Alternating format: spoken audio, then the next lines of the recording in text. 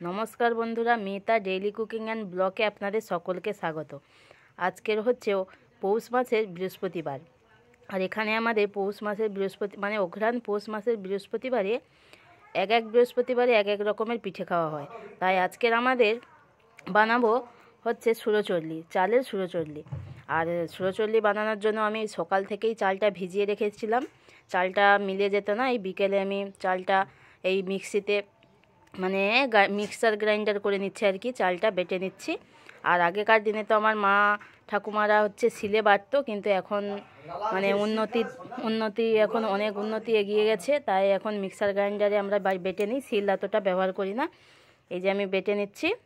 আর শিলে বাটার কিন্তু খেতে খুব সুন্দর লাগে, মিক্সি করে খাওয়ার থেকে শিলে বাটার খুব খেতে ভালো লাগে। আর এই যে আমি দেখে নিচ্ছি চালটা হয়েছে কিনা। হয়ে গেছে।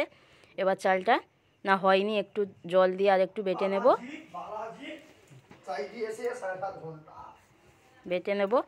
এই দেখুন, আর একটু আমি মিক্সি করে নিচ্ছি।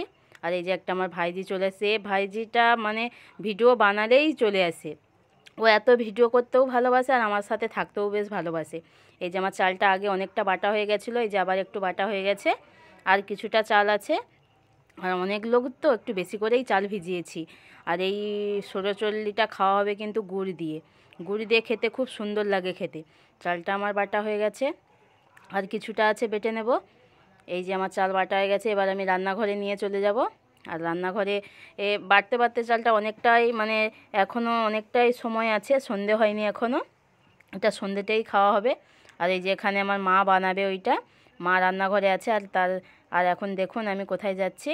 আমি যাচ্ছি কলা গাছ কাটতে, কলা গাছ নয় মানে কলা গাছের ডাঁটি কাটতে। এই কলা গাছের ডাঁটি দিয়ে সুরচল্লি বানাতে একটা মানে কাজে লাগে কলা গাছের ডাঁটিটা। আমি দেখাচ্ছি কী কাজে লাগে।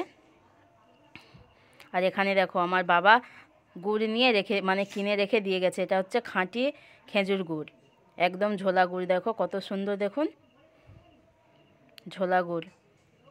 মাকে বলছি, খুব সুন্দর সেন্ট করছে।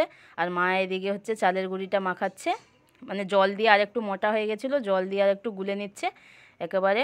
আর এই যে মা লবণটা দিয়ে দিতে বলতো না, আমি দেখিয়ে দিচ্ছি, লবণটা দিয়ে দিলাম। আর এটা হচ্ছে মা ভাগ করে, ওই গামলাতে হয়নি বলে এখানে মানে অর্ধেক নয়, কিছুটা বেশি হয়েছিল, একটা আলাদা গামলায় করে রেখে দিয়েছি।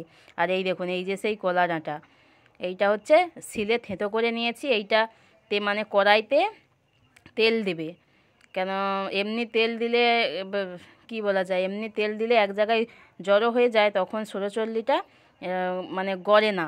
আর কিন্তু এরকমভাবে যদি তেলটা দেওয়া যায়, সুরচল্লিটা খুব সুন্দরভাবে গড়ে যায়। দেখাচ্ছি কেমনভাবে গড়ে যায়।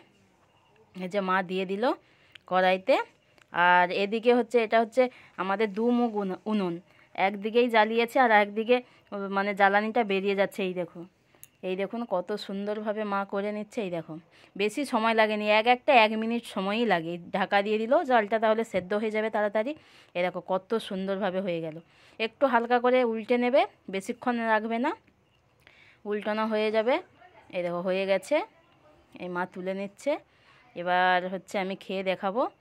এই দেখো কত পাতলা হয়েছে, এত সুন্দর হয়েছে। আর আমি গুড় নিয়ে নিয়েছি থালায় করে, এবার একটু খেয়ে দেখাবো কেমন হয়েছে। আর সন্ধে হয়ে গেছে, সুরচল্লিটা বানাতে একদম মানে সন্ধে হয়ে গেছে। মা আরও অনেক কটা বানিয়ে নেবে। আর আমি খেয়ে দেখাচ্ছি, খুব সুন্দর হয়েছে, মাকে বলছি খুব সুন্দর হয়েছে।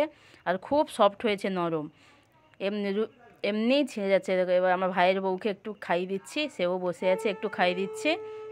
আর ওদিকে একটা সেই ভাইজিটা আছে,